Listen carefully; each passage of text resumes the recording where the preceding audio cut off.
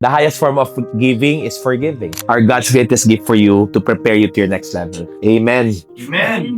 Kaso lang, i-release na yan. Kasi pag hindi, cancer ang tawag dyan. No, seriously, this is one of the greatest lessons. And this is based on scientific measurement. That the highest form of energy is forgiving. The highest form of giving is forgiving. But if we still hold on to it, it becomes now. Our nature is we're forgiving. But because we have ego, mali sila, tama ako. Mali nga sila, happy ka ba? Peaceful ka ba?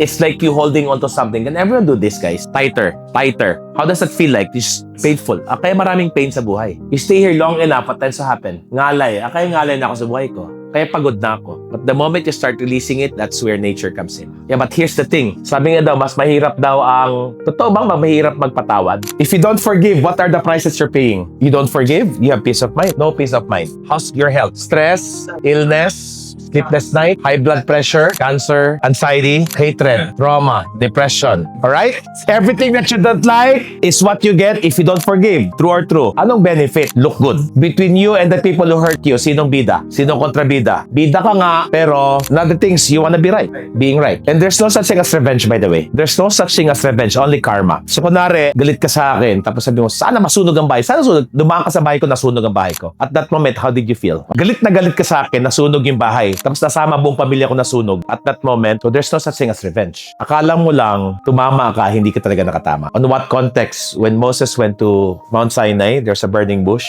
Sabi ni Moses, anong pangalan mo? Wala siya binanggit na pangalan. I am that I am. My own interpretation, if I treat you badly, who are you treating badly? Myself and my God.